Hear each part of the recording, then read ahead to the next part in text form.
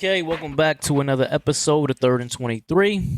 I'm your host, Alex. I'm here to talk NFL futures, specifically the New York football Giants. Now, typically, I only do NCAA futures and I do over under wins, which I did for you guys in another video. And I like to do them because, they're usually pretty easy for me. I have a lot of success with those. But now I want to do an NFL future for you, and there's one future that really comes to mind. So when you look at the NFL draft, right? Like for example, let's look at this past season. You saw the Bears had the number one pick, but really it was Carolina's, right? Carolina was terrible. Carolina was terrible the year before they had the number one pick. The teams that generally have the number one pick, they only have a couple wins, one, two, three, 4 wins max, the season. That's who's going to get the number one pick. So I always like to go into every season thinking, man, who's going to get the first pick of the draft? I always like to have a couple contenders for that. And if you're thinking about doing an NFL future, well, that's where I start. I like to see, well, who's going to be terrible? Can they beat the over on their over under, right?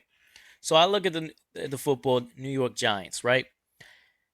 You got to look at the Giants and you say, well, first things first, they're going to, if you pay attention to the NFL at all, you know that the Giants are going to stink this season. This is probably going to be it for Dayball. This is going to probably be it for Daniel Jones. That whole era is going to end. I love the Malik Neighbors pick, but he's going to have to do it with a whole new QB, coaching staff, and everything because that team is pretty terrible. They lost Saquon in free agency. That was pretty much their entire offense. While I like Neighbors, he's just a rookie receiver. He's not going to be enough to lift that offense back up, right? So that offense, which was already bad, is going to be a lot worse. Defensively, there's nothing that scares you other than Thibodeau. I've always been a fan of Kayvon Thibodeau. Explosive edge rusher, but he's one guy. I mean, they did get Brian Burns in the offseason, so you're going to have some edge rushers there, but what does it matter if you can't score, right? And that's basically the whole point of me really looking at the Giants is how are they going to score? Who's scoring on this team? Where are the touchdowns going to come from? That's what you got to think about. So then I take a look at the schedule. Now I got red X's on here because I went through already and I said what is I strongly feel will be losses. And if that doesn't have a red X by your name or by the team's name, then that's where you potentially could have a win. I'm looking at these. Let's take a look at these first 8 games. Minnesota through at Pittsburgh. This is 0-8. And if it's not 0-8, it's 1-7. And the only win I could see would be in the opener against the Vikings because they're probably going to start Sam Darnold at quarterback or go with the rookie out of Michigan, J.J. McCarthy. I don't know which way they're going there. I think Minnesota could win that game because they have more explosive talent offensively than the Giants do, but that's kind of a toss-up. But other than that, at Washington, they're not going to beat Jaden Daniels this new Commanders team in Washington. I don't think the Commanders are going to make the playoffs or anything, but that's a team that's going to be on the rise.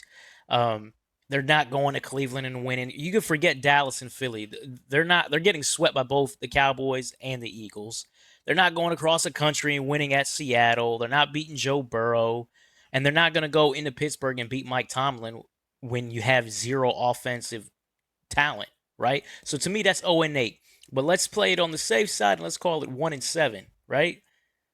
I think they'll split with Washington. So I'll give them that second game against Washington. That's 2 wins at Carolina. That's a toss-up. We don't know what each team is going to look like at midseason. Carolina, I think, is still pretty bad, and they're going to be competing for the third year in a row to have the first pick of the draft. What a horrible franchise. So that's 3 wins. But now look, take Tampa out of it because I don't think Tampa's making the playoffs. Look at the last 6 games on the schedule. At Dallas, New Orleans, Baltimore, at Atlanta, Indy, at Philly. These are all playoff contenders and in some cases, Super Bowl contenders. How exactly are the Giants going to win any of those games? So to me, I'm like, man, this team's definitely competing for the first pick of the draft. What's Vegas going to do for me when it comes to the over under? And what did Vegas do? Check this out. 6.5. You telling me this Giants team, all I need to do is not win 7 games? Man, what? You got to be kidding me. You got to be kidding me. You making this too easy. This is an obvious underplay. I'm slamming that under. And if you're a Giants fan, this is just, hey, it's not nothing personal, but you're gonna be looking like this probably all season. And if you went ahead and took my advice and you took at it, you look at this schedule and then you look at the over under at 6.5, and you're laughing like me. I mean, you're gonna be loving this at the end of the year. You're gonna be like my man right here, counting the money, counting the chips, counting the cheddar, whatever you want to call it. Because this is an easy win here. Slamming that under. All I need is less than 7 wins. Nah, I'm taking this to the bank. Easy over under play. So I wanted to give you guys just a quick video on who I like in the NFL. I got some other futures that I might do. I'll put them out there for you. But this is definite no brainer to me here on July 12th as we get closer and closer to preseason. But anyways, if you like the content, please like, follow, subscribe, all of that. And you're going to see my YouTube handle here in a few seconds. Take care.